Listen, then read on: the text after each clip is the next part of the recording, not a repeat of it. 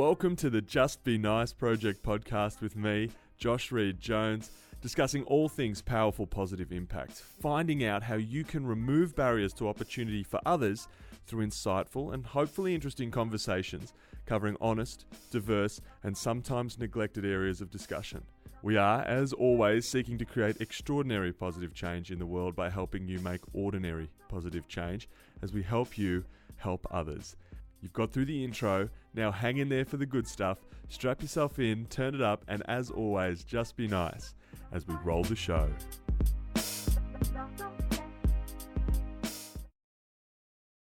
Welcome to the Just Be Nice Project podcast. As we record this today, we respectfully acknowledge the traditional owners of the land on which we stand, the Bunwurrung and Wurundjeri people of the Kulin Nation. We pay respect to their elders past and present. You're here today with me, Josh Reed-Jones, he, him, and today I am catching up with yogi, dancer, entrepreneur, and intrepid traveller, Eleanor Hadley, she, her. How are you? I'm very well. Thank you very much for having me. What a cracking day. It's beautiful. Thank you so much for coming. So, tell me how you ended up sitting here in front of me, a yogi, founder of Sensual Yoga, dance, exotic movement practitioner and teacher. How did you finish school, do all the things, and end up here now doing that? Great question. So I guess I'll start at high school. I finished high school and I was really passionate about volunteering at the time. So my roots are in international community development. I studied that at uni. And as a test to myself when I was 17, before I even finished high school, I took myself to Guatemala for 3 weeks to volunteer in an orphanage. And that was something that I absolutely loved. And that sort of set me on my path. When I was at uni studying, I also, just on the side, started pole dancing classes. Just for a bit of fun. Doing them. Yep. Yes. As a student, I thought it'd be really fun. I went to my first class and it was hilarious. And I fell in love with it. I thought it was so much fun, and I kind of got low-key addicted to the transformation that I found in my body and my skills. And so I was doing my pole dancing classes, finishing uni, and by the end of my studies, I realized that I had learned a lot about development and I knew a lot about the topic, but I didn't feel like I was in a place to be in the industry because I didn't have, a degree in teaching or medicine or anything tangible. I wanted to have a tangible skill to offer. So I ended up doing a big old 180 and I bought a pole dancing studio. Boom. The necessary international community development skills of pole dancing. Exactly. I mean, one leads into the other, really. Yeah, obviously. So it was that was a bit of an existential crisis that I went through because everyone knew me as the girl that was going to move to Africa and change the world. And so all of a sudden I was in business, and I wasn't just in business. I was in the business of pole dancing. Pole business. Yeah. Yeah. So a bit taboo, but I kind of like that about it. So I ran my studio for 4 years, which I absolutely loved.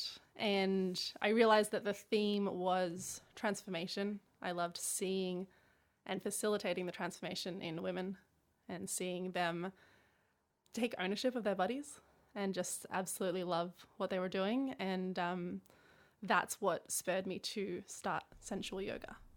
So had you had any dancing experience before your first sort of foray into pole dancing as a student, or did you just rock in like a complete civvy? Complete noob? No, yeah. I had danced all my life since I was about 3, but it was ballet, jazz, tap. Never seriously though. Like I didn't take dance exams or anything. It was just for fun. Yep. And then at about 16, I stopped taking classes because I thought I was way too busy with homework. Yeah, all 16-year-olds think there's way too busy, there's too much going on. So hard. Are there 3-year-old pole dancing classes? You know what? I think there are. Yeah, okay. Kiddie pole situation. Pole. Yeah. It's definitely a thing, not at my studio, my old studio. I don't own it anymore. But it's a thing, for sure. Because kids are monkeys. They just want to play on the poles at the parks and on the monkey bars. And bunch of jacked kids running around from climbing on poles all day, Totally. every day. Yeah. So living this like an enlightened, sensual lifestyle, what does that mean? Is there anything that you want people to know about that sort of lifestyle that they don't know? Because obviously it's a little bit different to what most people are doing, I suppose. Absolutely. So for me, sensuality is my absolute passion. I'm on a mission in a way to redefine what sensuality means, because I'm not really happy with the current definition that aligns it very closely to sexuality. And I think the two are absolutely linked, but they also are vastly different. So you can be sensual without being sexual. And so for me, my definition of sensuality encompasses 3 expressions, and those are mindfulness, body love, and empathy. So mindfulness, which a lot of us are familiar with, is awareness of and connection to our internal and external environments. So being aware of your thoughts, particularly the negative ones that come up, that's self-talk. Being aware of your environment and noticing all of your sights, sounds, smells, taste, touch, all of your senses. To be sensual is to be of the senses. It smells great in here, by the way. It does. It smells like bubblegum. That candle's amazing. And the sunshine on my face right now, so sensual. And then body love is the second expression, I believe, of sensuality. And this one is a huge one for me, being a woman and also having a lot of contact with women in my experience with pole dancing and now in my experience of teaching sensual yoga. I am so intricately aware of how society and media tend to tell women that they are to be fixed and that there's something wrong with them, that their bodies are never good enough. And so for me, an expression of sensuality is body love and to be aware and connected to your body. And then the final expression, the third expression of sensuality, is empathy. And empathy doesn't usually come into the idea of sensuality, but for me, I think it's really important because it's this connection to an awareness of others and to intuitively understand what other people might be going through and have that sense of empathy. And I think that's probably something that you deal with a lot with the Just Be Nice project as well. Yeah, absolutely. No, 100%, on board with empathy and understanding other people's lived experience. I think we don't do a good job of teaching that. I actually think often when people teach empathy, they teach it's still in a very self-centered way, because it's like, see this person who's having a tough time, you feel bad about it, so do something. It's like, that's still not really understanding their context. It's like looking at someone and then you feel shit and then you go, well, I don't feel good, so I should do something. And it's not really about them. That's the wrong kind of empathy to teach. It's more sympathy. You know, like, oh, I feel bad for you. I feel bad for you. I feel bad. It's kind of making me want to do something instead of going, if I had lived that experience, what would I be thinking and what would my worldview be, in that space? Body love's an interesting one. Okay, so how do you balance the improvement? I might say I feel a bit fat or whatever. How much love am I allowed to give myself while still not letting myself off the hook for trying to improve, the kind of aesthetic or function that I would like out of my body? Maybe I can't touch my toes. I can, but something else, whatever.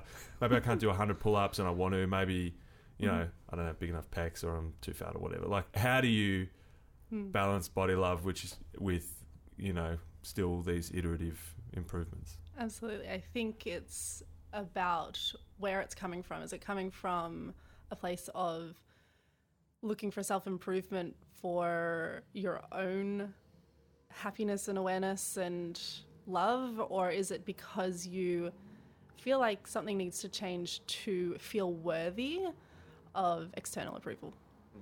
And I think that so often we are told that we need six-pack abs, we need a big juicy booty, we need perfect skin, perfect hair, all of these things, because that's what the media is showing us is beautiful and is right. And so I think it's really important to really take note of your motivations for wanting that six-pack. Is it because you're being told that that's desirable, or is it because you want to challenge yourself? You know, what's the reason behind this? I think that's the most important thing. And what I struggle with is this idea of, you know, you want to be healthy, and I think it's important not to excuse bad behavior or behavior to yourself as self-love, because it's very different. If you're going to go and eat food that's terrible for you as an act of self-love, you've got to see where is the line and where is it being crossed.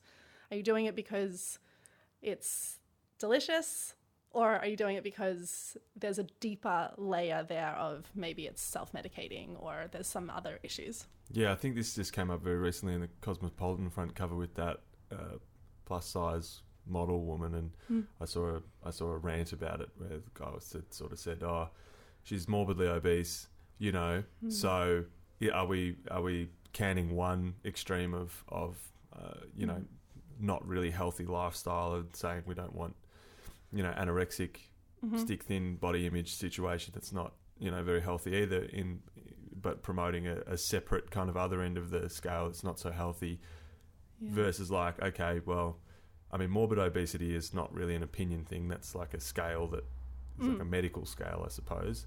I don't know this woman. I just saw this thing very briefly, but you know, as you speak about it, it reminds me that, you know, how do you start a conversation with someone who is in a space where they're maybe not that healthy, also not feeling very, you know, not feeling that self-love of any type, and sort of encouraging them, like, part of the process of your self-love is going to be maybe improving your health, and you know, there's going to be a few things that change around that, and we don't want you to get maybe attached to that, but we also have to acknowledge that this is like the kind of, I was going to say elephant in the room. It's probably not the right, It's not the right term, not the right term in this context. But you know, like how do you navigate that conversation with someone who, you know, doesn't feel maybe worthy of love, but also at the same time, you know, you're trying to encourage them over to a healthier situation.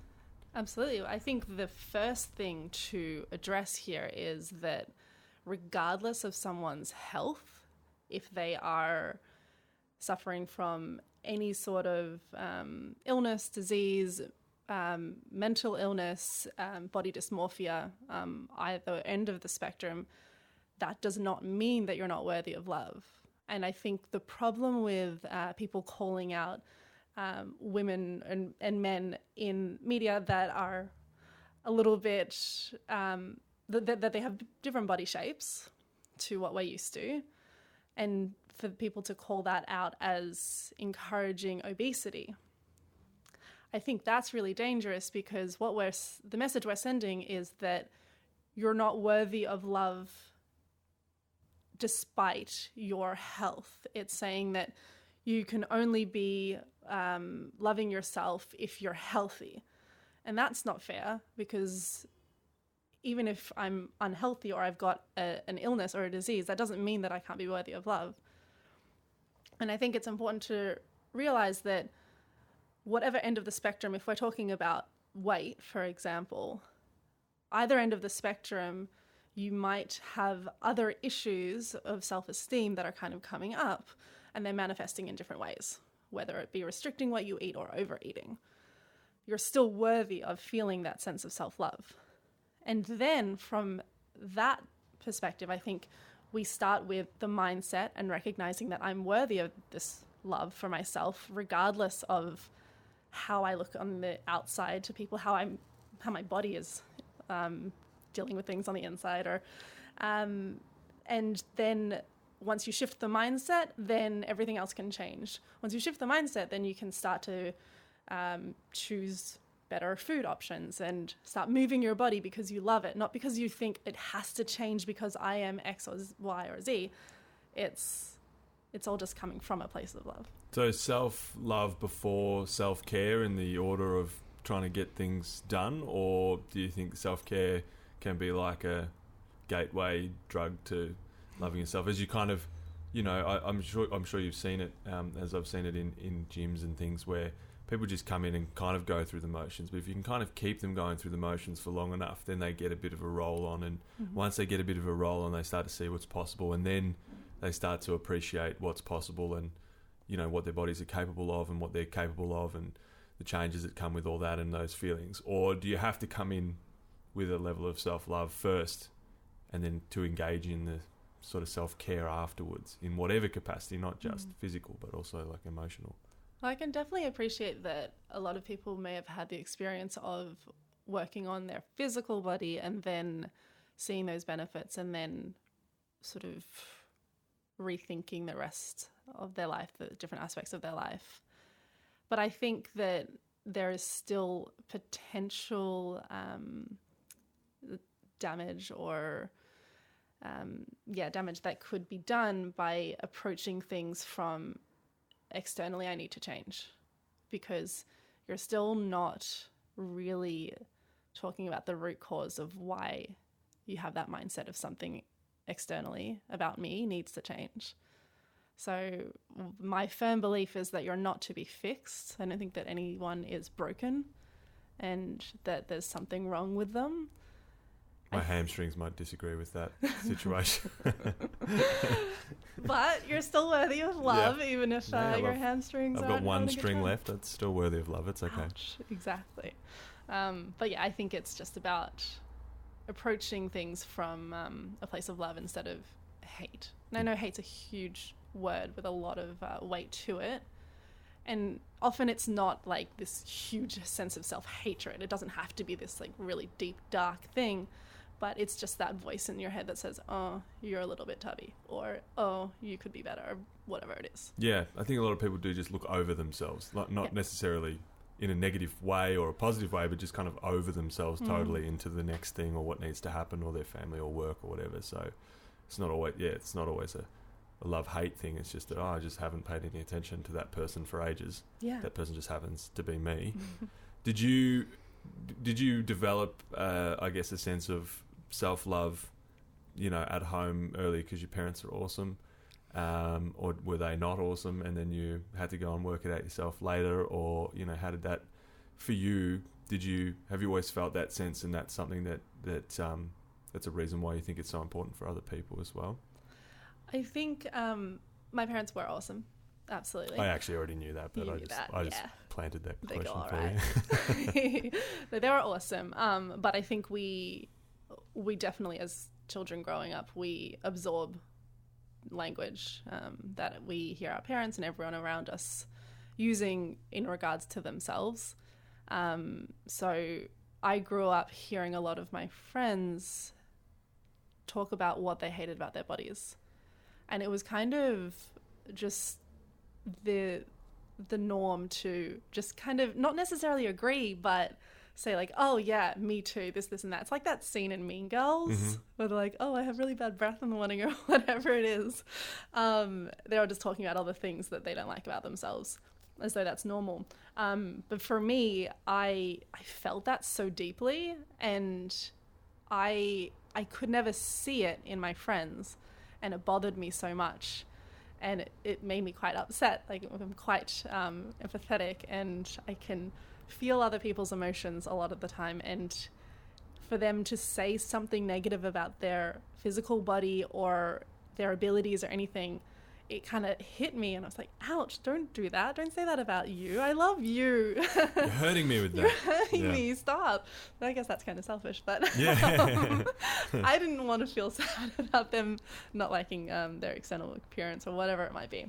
But I think the main thing that sort of catalyzed my my mission and my vision right now is I went through this big old breakup where after the fact I came out of it feeling just kind of lost, and I felt like I had lost my entire sense of self. And I had a very strong sense of self prior to the relationship and to varying degrees during it, but then afterwards I was like, oh, who am I now? And it wasn't this sense of self-hatred, but it was just kind of like a lack of knowing. Like you said before, I hadn't really paid attention to this person in ages, and that person was me. And so I kind of took myself on this journey to... And became a giant Great Dane. I became a giant Great Dane. I have a giant Great Dane. Yeah. Tell us about your spirit animal. Oh, my boy Alfie. That's the rudest looking chew toy I've ever seen in my life. Well, let's not talk about that. It's his favourite toy, and it was given to me by the ex. So, look, I feel like that was a deterrent for any future suitors. Any toy that hasn't been destroyed immediately by a dog of that size is, it's worth it, obviously. It's worth it. He loves it. Alfie is 3.5, and he's the cutest thing in the entire world. He's about 17 feet tall. He's got a huge head. Dude. And will sit in your lap. Absolutely. Gladly. And cat. Cat. Matching cat. The matching pair. Same colour. Well, they're brother and sister, you see. Yeah, of course, obviously. Clearly. Duh. I didn't do biology, I did international community development. So they're brother and sister. Yeah. My little cat Pocahontas. She's a cutie. Shout out to the animals who won't know that they're getting shouted out to, but they won't know. Alfie will feel it. He'll feel it. He'll feel the vibe. He'll come give me a cuddle. Yeah. So, why are people so weird about talking about sex? That's a very good question. I think it's just how we were raised. It's how the media kind of raises us. It's so intimate that we don't really have the vocabulary to talk about it a lot of the time. And we get shown in the media, in TV, in porn, that it's meant to look like this and that, and quite often the emotion is taken out of it, and so we don't know how to... Doesn't look like that in real life? No. It shouldn't look like that in real life. It really shouldn't. Do you find that's a strange thing, because I certainly do, that there's this weird... Talking about sex is super weird, but sex is everywhere. It's in the paper, it's in the internet, it's, it's in movies. But, we're still super weird about actually communicating about it. Yeah. Why is that a thing? Is it a fear thing? Are people worried they're going to be found out that there's some stuff they're not that good at? Or, that they're missing out on something, or they're not keeping up? Obviously, you talk about the difference between sensuality and sexuality, but also they're linked as well. And so I suppose, do you find that if you develop your sensuality that you become better at expressing your sexuality or communicating about it, or those sorts of things as well? Absolutely. So I strongly believe that sensuality and sexuality are absolutely linked. To be sensual is to be sexual, and to be sexual is to be sensual. Boom. But I think that quite often the two are mistaken for one another. And I think that by accessing your sensuality, it's only going to enhance your sexuality and your sex life, because it's about mindfulness, body love, empathy. So that all comes into sex if you're in the moment, if you're mindful, if you're aware, if you're actually comfortable in your body, and if you have empathy and you can kind of read your partner, you've got that intuitive sense. I think it all comes in together. But in terms of not being able to talk about it, I think it's because it is so intimate and you're so vulnerable, and you're naked, right? Most of the time. You're going to be naked, and that is so vulnerable. This is me. It's completely open. And to be able to share something with a partner, it's asking a lot of trust. Do you think we overemphasize how, that there's a pressure for every sexual experience to be, I don't want to say a positive experience. I think every sexual experience should be a positive experience, but that everyone should be awesome, that it's every time you step up, it's this big performance, let's get it, let's do some epic thing. And then after a while, it's kind of I don't know, if we can always be this epic, and then you're I'm running out of tricks, I don't know what to do. People sort of feel that there's so much, because sex on television or sex in the media is highlight reel sex. It's very rarely just this, pretty not much going on, middle of the night, we kind of woke up at 3 a.m, we're just kind of, we aren't naked, we're just, half clothed, half asleep, pretty, run-of-the-mill, boring stuff. It's always some big hero situation.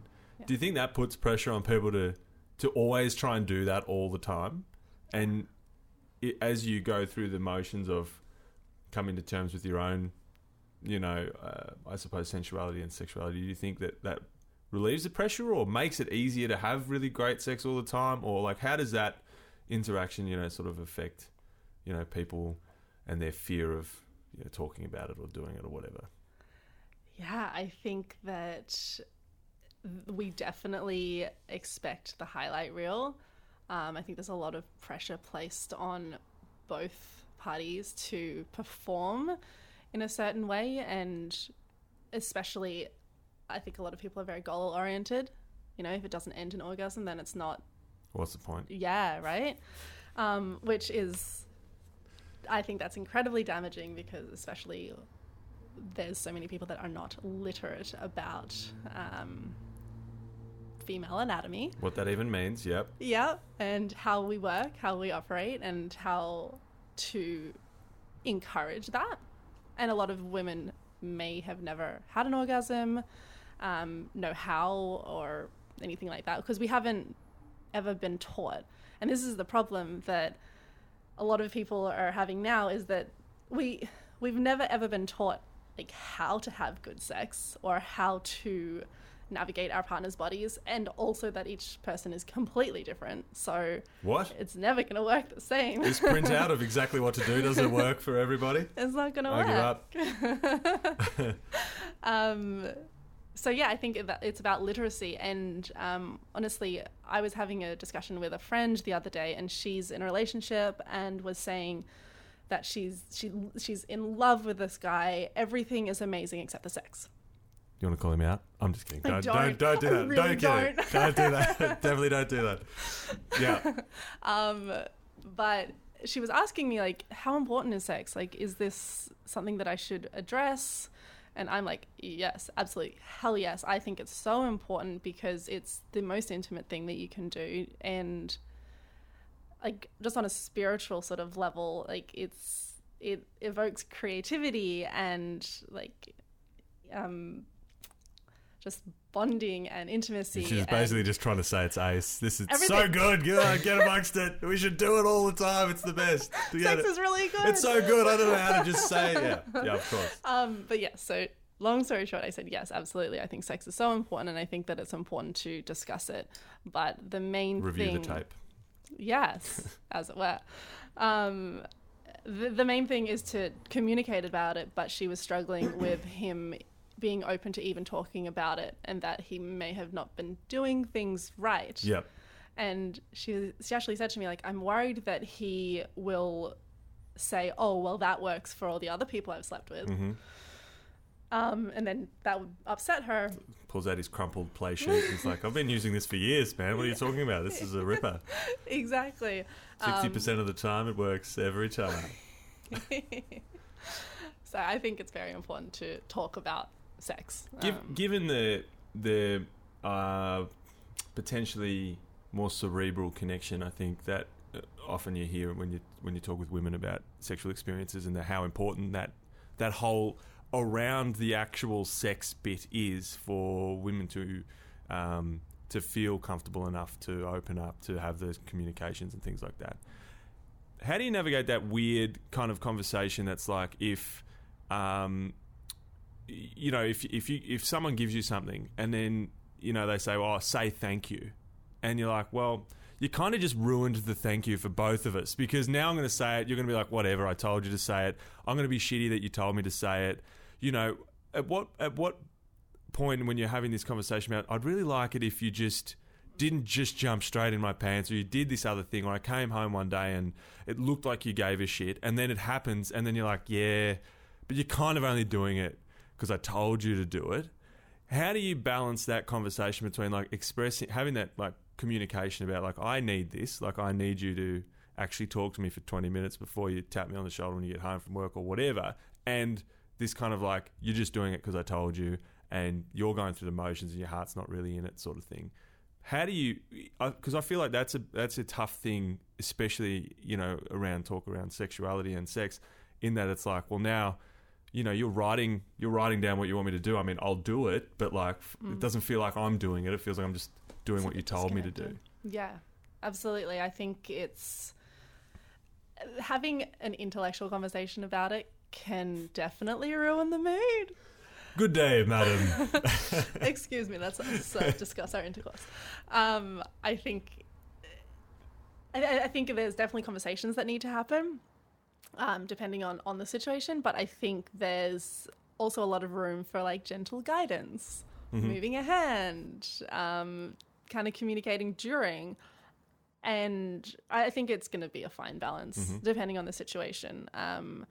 But yeah, you don't want it to be, you always want your partner to just know you and just be able to navigate your body perfectly. But that's a lot to ask, and that is a lot of pressure to put on the other person. And I think a lot of people assume that the other person knows what they're thinking. It's not the case. No. You need to communicate. And so if you're getting frustrated because your partner isn't doing something in the right way, like you can't be mad at them for that because they don't know what you want. If you're like, I just wish they would do this, but they won't do it. It's like, did you ever tell them? Also, did you want that a week ago when you did tell them? Because, you know, like now you're hungry and tired and it's a different situation, and to the other time, you know, I don't think everyone even always wants the same thing all the time. Absolutely not. I think it can also be dangerous in a way to get into like a script. Yep. You know, like I'll do this, I'll turn this way, that way, blah, blah, blah, and then sorted. That's the winner every time. Yeah. Yep. I think that's so dangerous because we're all different. We all have different things going on in our lives, but even our bodies, like women's bodies change literally week to week. What's sensitive, what's not. Like what's driving them nuts, how much chocolate they want to eat. Exactly. Yeah, the whole thing. It's a whole, like, it's a thing that happens within us. So to deny that and say like, oh, well, this should always work, or this worked with that person, so it should be the winner. Like... That was a winner that time in 1998. That was a big goal for me. I've just hung on to that glory days. All right, well, you know, you've got the microphone. Something, what should women know about sensuality that you don't think they know? Obviously, you're having those conversations. What do you think they should know about sensuality and sexuality that they're not having communicated to them well enough? We'll get to men afterwards, don't worry. Okay, noted. I think it's about permission and allowing yourself permission to feel sensual for yourself. And that was the greatest lesson that I kind of learned and facilitated when I was teaching pole, and now in what I'm teaching with sensual yoga, is that you don't ever have to be doing something for the benefit of another person. And particularly with pole, there's so many preconceptions that people have about it being purely for the purposes of the male gaze, because they think of it in terms of strip clubs. And that's all it is. But for a lot of my students, most of my students, it was this empowering experience that was completely separate to the male gaze. No one ever really saw, unless they were performing, but it was never about pleasing another person. In fact, men were not allowed to gaze at your studio at all. Exactly. You're not allowed in. Not allowed in. Banned. Absolutely banned. So I think it's about reclaiming your sensuality for yourself and not for another, because we've always been told that our sensuality, our sexuality, our bodies, our external appearances are for the benefit of those looking in, and quite often it is for the male gaze. So what I like to create in my classes and in my teachings is this safe container for you to reclaim that part of you for you only. And in my classes, I actually quite often encourage my students to close down their eyes and not even look around.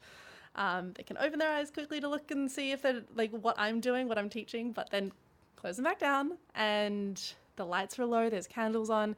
It's about getting in touch with you and not comparing yourself to the person next to you. Like a lot of dance classes or yoga classes are. It's like, oh, am I doing it right? Does it have to be perfect? In what I teach, it's not about that. Yeah, so I could use 12 bolsters and it would totally be okay. Exactly. Yeah, because that's my life in a yoga class. You do you. So what do men not know that they should know? So let's imagine that all your friends are like, this is amazing, you should listen to Eleanor, and all of your friends have just said they'll put it on in the car with all of their boyfriends. Yes. Everyone's doing it. what do they all need to know? About sensuality? Well, about the whole situation, because, I mean, it's not often men, for whatever reason, get their advice often from other men, which seems a bit stupid, to me, that all the lads sit around at 11, 12, 13, and it's like, cool. That's where it all starts, like a bunch of 11-year-olds and 12-year-olds talking about what they think is a thing, and it doesn't get much better than that a lot of the time. It takes not many men have that conversation with women, I don't think, very often. Yeah. So it's pretty easy for things to get misconstrued or missed, or, especially like you said, goal orientated, or, trying to win, or having a playbook that has worked for you in the past. So I'm good. I don't need to listen to anybody else. Well, as somebody who has to have this conversation with, say, women and be like, these are the things that have happened that are shocking, or I wish everyone knew this, what do you think men should know, or be looking for, or be paying attention to, or, developing in themselves to, to help people with themselves and their partners, male or female or trans, whatever, with their sensuality and sexuality as a result of that as well? Well, I think regardless of who you are and how you identify, it's about doing the work on yourself first. And a huge belief of mine is of balancing the masculine and feminine energies. And I think there's a lot of hyper-masculine energy around, and men often feel like they have to step into certain roles, and that affects so much their confidence, how they portray themselves in work, and of course in sex. And so I think it's about allowing men the space to access their feminine side, and this is more about energetics than being girly, right? It's about having the sense of compassion, having empathy, understanding, intuition, those sort of feminine traits, energetically speaking. So doing that work on yourself first, and then when you're in a partnership, you can start to really listen into your partner and what's going on, how they're feeling, and get a little bit more intuitive. But I also think it's just about, it goes back to that communication and not feeling like you have to have everything right. I think that's a very masculine quality where I have to know my stuff. I have to prove myself and prove to you that I am this big, confident man who's got his shit together. Allow yourself to be a little bit vulnerable and ask for suggestions, advice, guidance. Yeah, checking in. Yeah, exactly, checking in. And that's in an actual physical space. But just in general, I think I know that eventually my work will sort of kind of filter out to men as well. And I have had quite a few people ask me to work with men, which I will do at some point. Their men? Are they like, could you work with my men, please? That's the thing.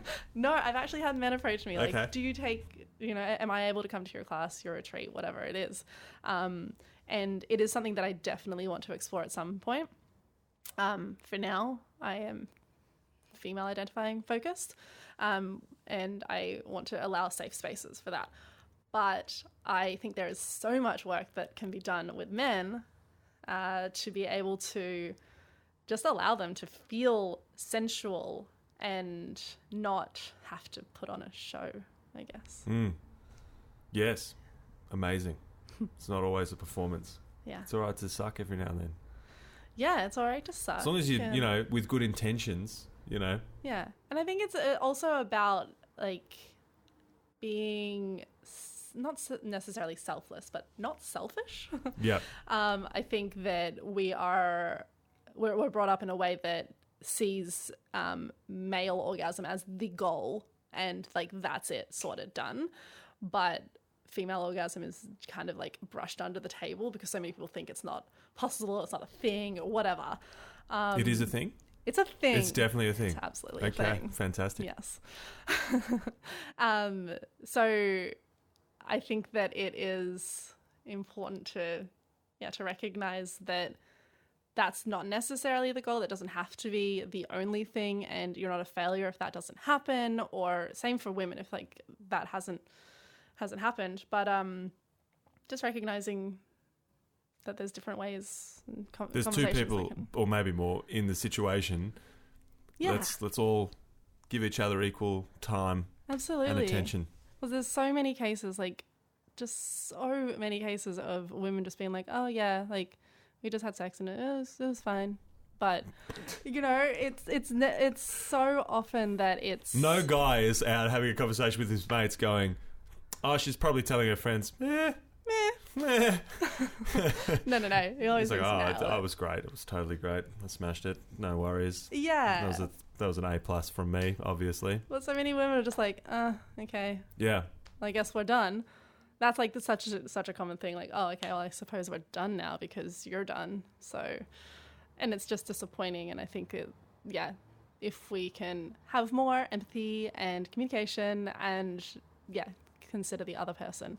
And it's not always like that like male, female kind of situation. But you know what I mean. It's... Be conscious of it. Yeah. Yeah. Absolutely. Well, I think that's good advice, you know, obviously in my limited experience in this space. I mostly see it in terms of the fear and the shame that comes with things relating to anything genitalia related that just drives people into terrible, terrible spaces, whether it's things that happen as kids or as grown-ups or whatever. The fact that you can't just go and talk to your friends a lot of the time, not for everyone. Some people are very fortunate to have like an outlet for communication about that stuff, but a lot of people don't, and they've got to carry this baggage around about something that's happened or something that, you know, that affected them in a way. Childhood trauma in particular, they don't want to upset anybody, or it's this thing that's kind of they're in trouble for, or, you know, as you get older, and like you said, these people that kind of just go, oh, well, this thing happened and it was a bit shitty, and anyway, whatever, that just happens sometimes, and they just kind of lump it and don't really talk about it or deal with it, and I've got to carry that around just because it's so hard to talk about penises and vaginas and sex and all those sorts of things. So I think, you know, the encouraging people to communicate just in general about it, and sort of, I don't know, like destigmatize your genitals, but I mean, it's probably a good thing to do. I can't see any negative implication from doing that. Don't just show them on that. Don't just send the photos of it to everybody willy-nilly. Please. Yeah. Got a few in the DM. Stop sending them to Eleanor, please. She's not interested. That's a bizarre thing, isn't it? I don't get it. No, I don't get it. I wouldn't, you know, I've had trouble believing that people would want to see it when they say they want a photo of something. I'm like, no, you don't. No one wants that. Surely not. You don't want that. But, you know, definitely not an unsolicited situation. Yeah, to someone that you don't even know. Yeah. I mean, either way, but no, just it's so bizarre. The internet is a weird place. It's all the weird places all in one spot. Yeah. Yeah. I made a video about it one time and I said, if you think it's that great, you can send it to me, and I'll let you know if it is or not. And I got a couple of like joke ones, and I thought, okay, good. Yeah. I've had friends who have sent back, like they've Google image searched a dick pic and sent it back. Oh yeah. In response, like, oh, here you go. I'm just sharing, and then they're like, what? That's like, I can't believe you did that. And you're like, mate, you just sent me. You literally just sent me one. And then I've had so many friends who have like shared, you know, on Facebook or something, like, okay, this guy just did this, I don't know who the hell he is, blah, blah, blah. And then they are the ones who have their accounts removed or banned or blocked for a week or whatever. Yeah. Not the person who actually sent the unsolicited dick pic. I feel like that's a little bit backwards. So backwards. So, send them or don't send them?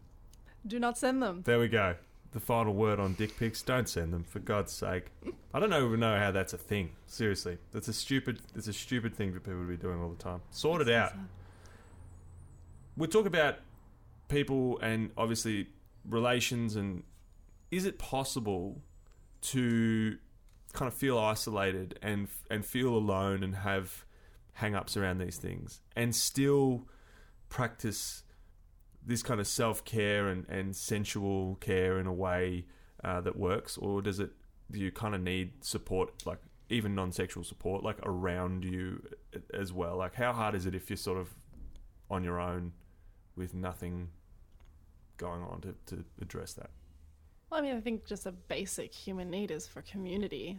And I think that we are lacking community and connection so much just in life in general.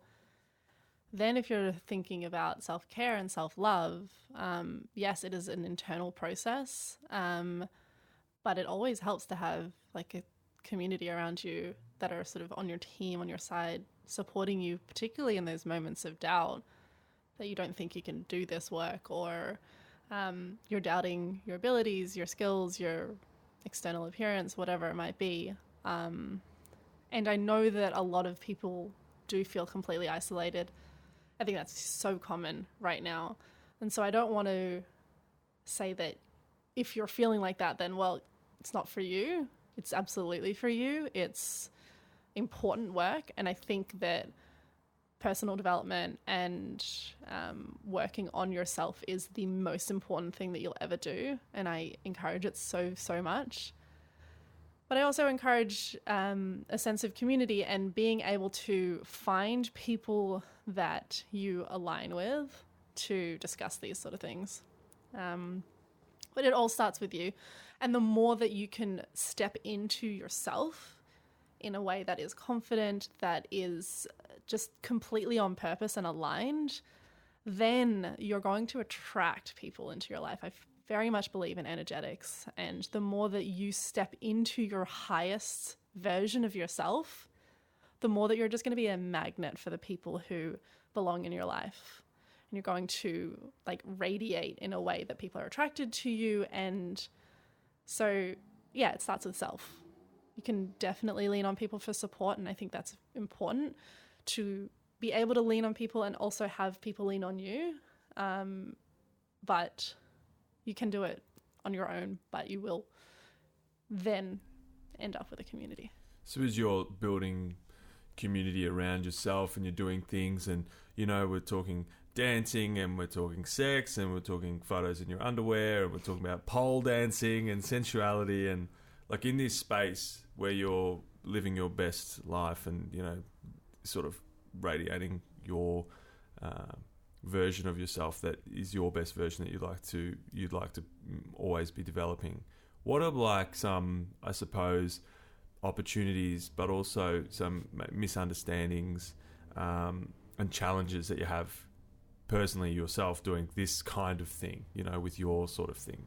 Yeah, absolutely. I think that there is this shedding that happens when you start to do the work on yourself and really step into your highest version of yourself. There is a natural shedding that takes place, and it can be really uncomfortable. Think of it like a snake kind of like shedding its skin, and it's all like shiny and new. You've got to leave some stuff behind. Some gross skin. Some gross skin behind. Scaly ass skin. Exfoliate it off. So you got to be prepared to lose certain people in your life. And for me, I definitely went through this. The catalyst was the breakup. So I left that relationship behind, house, the whole of that kind of identity of who I thought I was and who I thought I was going to be within that. And then it kind of, as I started working more on myself and really, really thinking about what it was that I wanted to do with my life and who I wanted to become and what my passion was and my purpose, it was interesting to actually watch like certain friendships kind of just fell by the wayside, and there was never like a huge big blow up, but it was just like, oh, we don't have that much in common anymore. You realize that, oh, these people don't really kind of get me anymore, particularly when you're doing so much work on yourself and you're kind of elevating in a way. You're not getting better than other people, but you're getting more into yourself. And like I said before, you're going to attract the people into you, but it can be a very difficult and scary experience to lose touch with people that have been in your life for a long time. Sorry, dead skin people. Sorry. But by you moving into your highest version of yourself, often what you're doing without even knowing is you're inspiring them to potentially look around and reevaluate their own lives as well. Yep. And so it's just elevating everyone. It's uncomfortable, it's messy, but it is so worth it. Pros and cons of elevating yourself in a way that involves photos of yourself in your underwear, or you'd put a post up one time about someone had said something about, like, obviously negative about, well, what are you doing that for, or what's the point of that? Yeah. How do you, obviously it's not like this is not a weird thing, it's like everywhere all the time, but you know, how do you find those challenges sort of manifest themselves mostly for you, and where do they come from? Yeah, I definitely had a few family members uncomfortable with Blocked. No, you know what? That's actually been a lesson that I've learned, is not to hide. Yep. But to just be like, well, if you don't like it, you don't have to look. It's fine. Yep. It doesn't mean anything to me, but it's just like truly stepping into it. And it's also so much more than just like modeling in my underwear or whatever. I do have a bit of an interest in the taboo and kind of making people slightly uncomfortable to really rethink what it is about that makes you uncomfortable. I kind of enjoy that. And I mean, my thing is sensuality, so that's a huge part of it, and I like to encourage people to, really feel comfortable within themselves, and it's just an outlet that I use. But a lot of people will be uncomfortable with it, and they will not understand why you do certain things or say certain things. But I think as long as you are like 100% in your truth, then it doesn't really matter. There's always going to be people that just like don't like you or don't like what you're about or can't understand. And it's fine, because you're not going to be for everyone. Like, it's not possible. True. And if you try to fit into this, you will fail. You're going to fail so hard, and you're going to be miserable. Yeah. Like, the moment that I decided, like, actually, I really like this, I like that, this makes me happy, this lights me up, I'm going to do this, say that, whatever, that made me just feel so much more myself. And it also, like I said, it attracts the people that get me and are about what I'm about. And that feels awesome. So much more awesome than it did when I was hiding certain parts of myself and taking down posts because my ex disapproved or whatever it was. It's like, oh. See you later, dead skin guy. Yeah, see ya. So how do you then, as you go through and you're attracting people to you, and you're working out your highest self and all these things, and you're making it all happen, how do you recognize opportunities when they come up, as opposed to like missing them? Or what do you do as because things come at you, good, bad or otherwise? Like, how do you recognize what opportunity looks like? That is all about intuition. It's the cards, isn't it? It's the cards, it's the tarot cards, it's the crystals. Get on it, Josh. Yeah, I did my best. You got some solid crystals here. Yeah. I'm I impressed. busted out the big guns for today. Pyrite is very impressive. What do you think are blocks to opportunity for women then, like, as you go through, what you go through? Obviously, I haven't done business and all the things, traveling and just living as a woman. Living as a woman. I think there's definitely a lot more expectation, I think, on women to act and behave in a certain way. And if that's not how you operate, it can confuse people. Mm-hmm. I personally am rather privileged in many ways. Born in Australia, how I look and how my family and all of that. So I recognize that I have been, I'm in a very privileged position to be able to do what I do, and not have a lot of blockages. But being female just in general is always an interesting thing to navigate. And it's different depending where you are. In my travels, I have had many experiences being female, and particularly someone who stood out quite a lot in the countries that I was in. And, getting attention that you just plain don't want, which is frustrating. And it also adds a lot of fuel to my fire. Is it scary? Yes, it can be scary. Absolutely. I have definitely had moments and different experiences and situations where I have been very frightened. And in some of those moments, I have had, you know, like a savior, which is always the man sort of archetype, right? And that's something that I appreciate in certain situations, but it also bugs me that I had to have someone sweep in because my no was not respected. Yeah. I think that's an experience that a lot of men aren't taught very well. That like that it's scary for people, like, and you can say it's a bit stupid and whatever, and it's obviously it's not scary for me, but it's scary for you.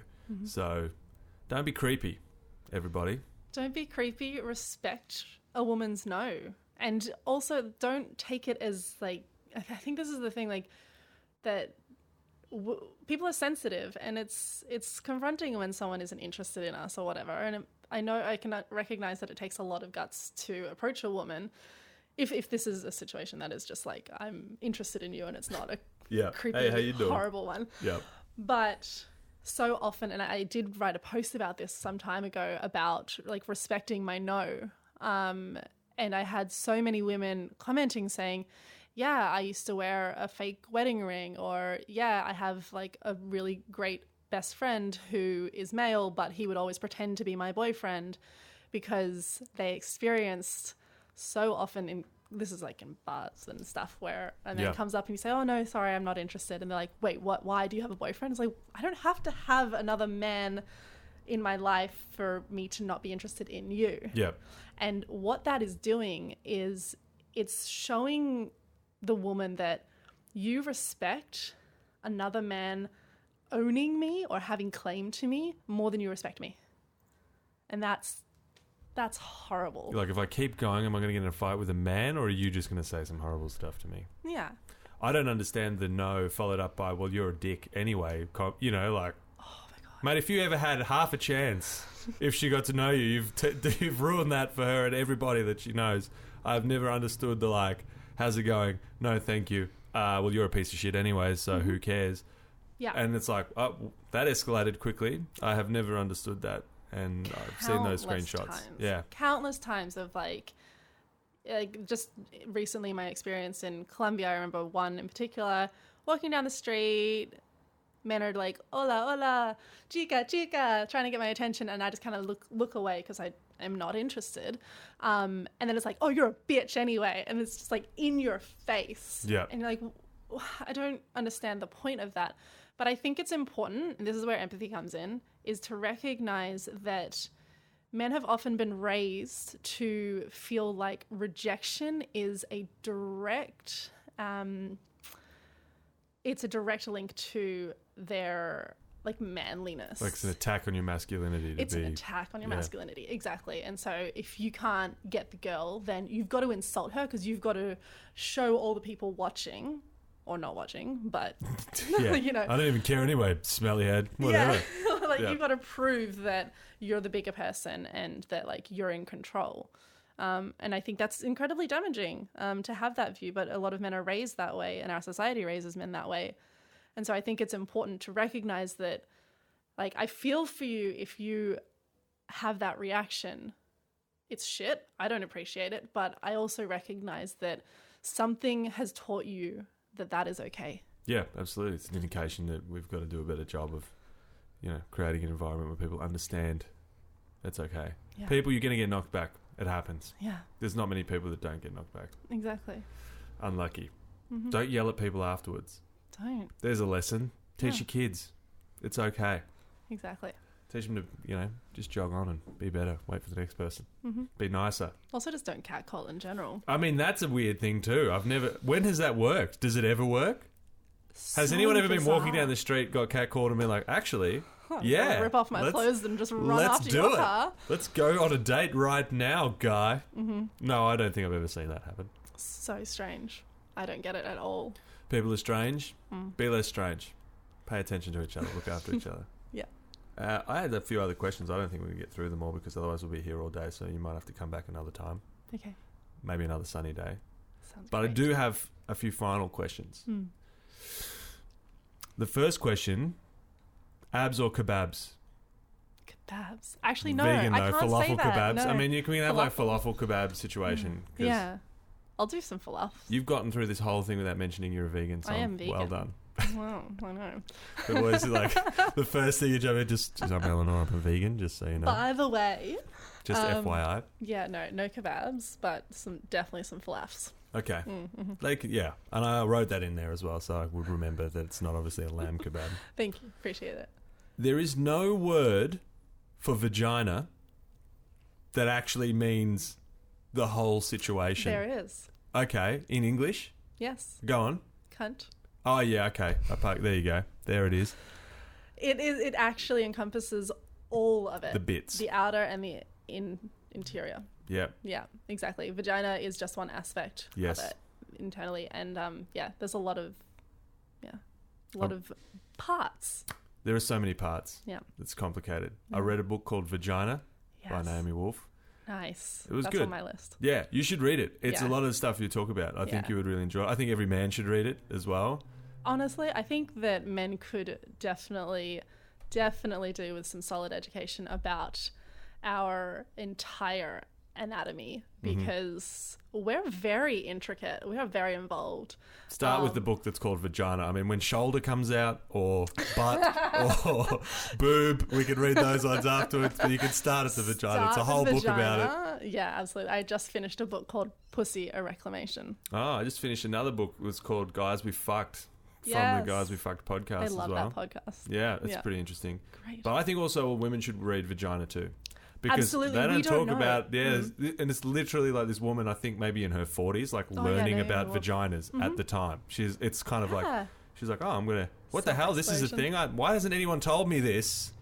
You know? Absolutely. And this is something that I am experiencing so much right now, because I've spent the past year actively reading about like my own body and my own system and cycles. And I think it's a tragedy that we are never, ever educated in high school or anywhere throughout our lives about our anatomy.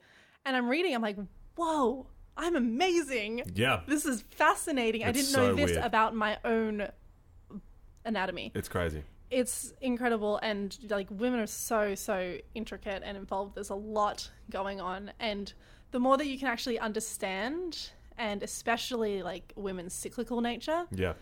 when you start to understand that, you realize this is why no one understands anything that's happening at all ever.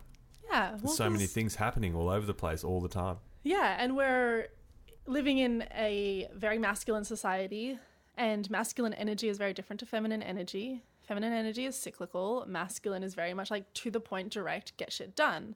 It's very forward focused. And so many women, to be quote unquote successful, they think that they have to have that masculine energy, and they take that on, and it's really damaging for our bodies and our psyches. So for me, just recently, I've actually just been learning all about this and allowing myself space to be cyclical. And what that means is like honoring these like internal seasons that we have, spring, summer, autumn, winter, and there's different times of the month that I can be super like masculine, hyper-focused, driven, get shit done. And then there's other times when I need to just retreat, because if I keep trying to just achieve in this masculine way, I'm going to burn out. And it's not necessary. Not necessary. Yeah. I mean, I'm going to agree, but I don't do that, but I'm going to agree. I know you don't. I'm just flat You're out very much like hopeless. just keep going. Yeah. Keep going. Terrible. Yeah. Apart from cunt, if you were to give it another name, was my question. Sure. What would you call it? You get to make up a word, or you can use another word, or you can do whatever.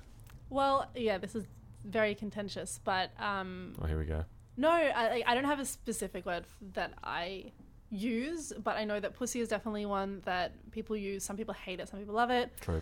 Then you've got yoni, which is the Sanskrit word for it, and it's sort of used with like reverence, which I think is amazing. A lot of yogi texts kind of revere women's anatomy as just this sacred, amazing giver of life. Exactly, which it is.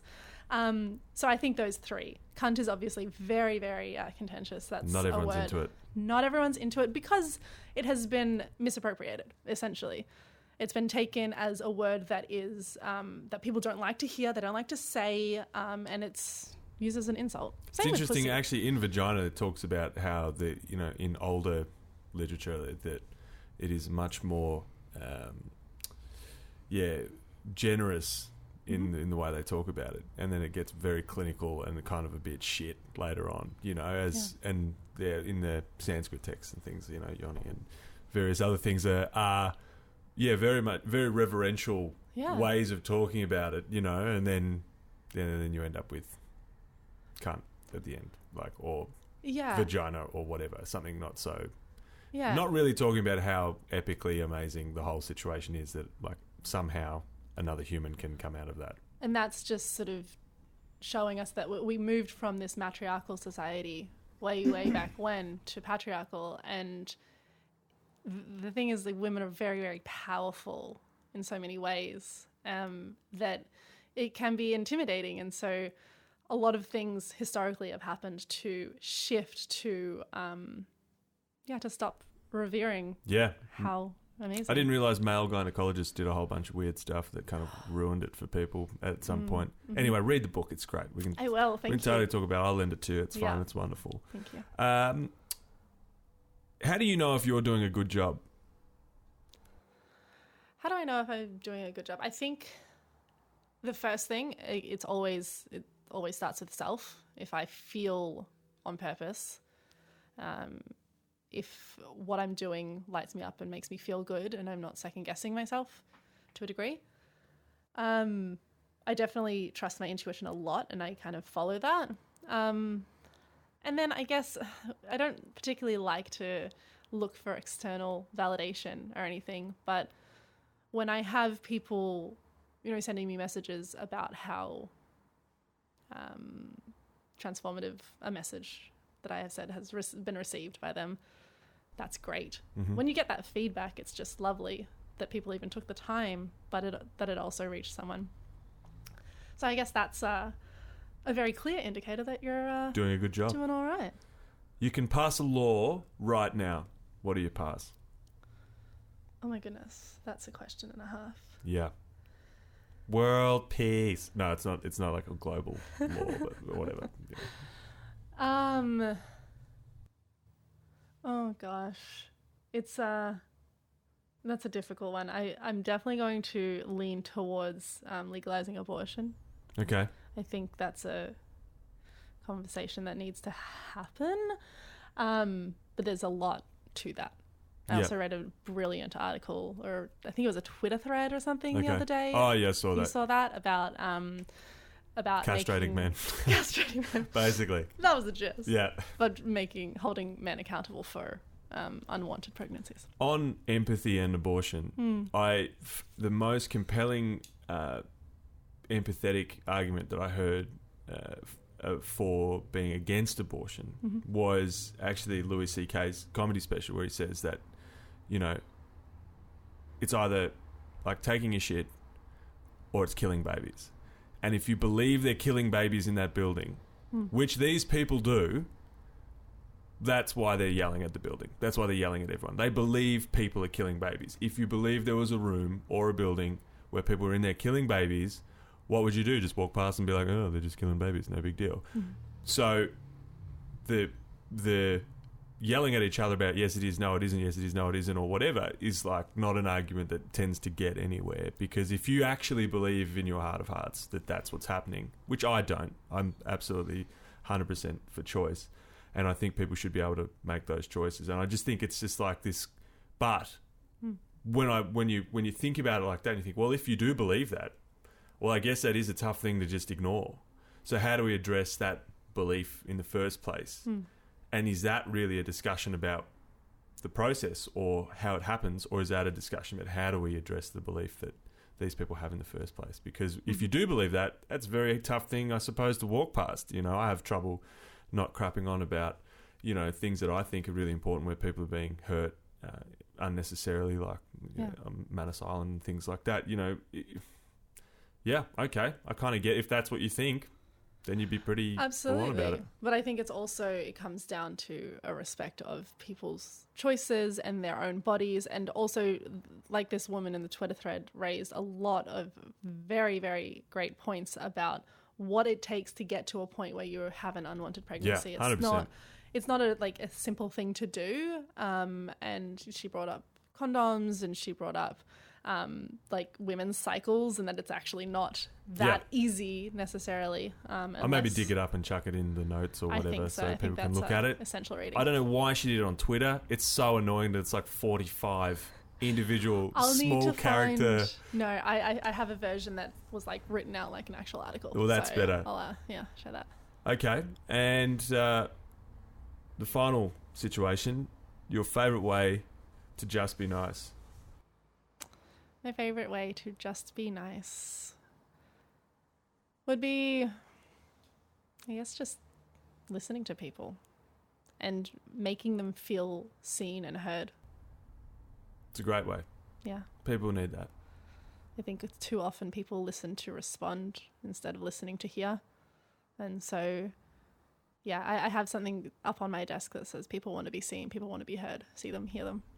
And I think that's a lovely way to just be nice. It's a wonderful way to just be nice, and you're a wonderful human, and thank you so much for coming in today. Yay, You've been in the sun, it's been good, the candle's still going, crystals are doing their thing.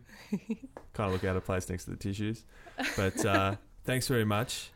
Hopefully we'll see you again. And before we boot off, and I'll put, all the deets down as well, where everyone can find you on the things. I say everyone, but, where people who are interested can find you, I suppose. All of you. Yeah, everybody. Every single person listening will find me. Every friend of Eleanor's should also get their boyfriend to listen to this and then ask questions as well. Please, I think it's really important that men listen to women talking about their experiences and just learn more, because, women are Read constantly... Vagina. Yeah, please read Vagina. So you can find me Boom. at Eleanor Hadley on Instagram. Mm-hmm. EleanorHadley. www.eleanorhadley.com as well for all my workshops and all about me, my values, everything. And your actual home address for people? I'm just kidding. No, I'm a pass on that one. Thanks, mate. Yeah, good luck. There's a massive dog waiting for you anyway, so. He'll just sit on you. Well, thanks so much. And, everyone can just be nice. Just do it. Just be nice. Legends. Thank you. Thank you so much for joining us on this episode. If you did enjoy it, we would really appreciate it if you could share it with others that you think might also enjoy it. Check out the show notes to find out more. Like, subscribe, maybe even give us a rating if it's a good one. Remember that we care. You matter. Have an amazing day. And as always, just be nice.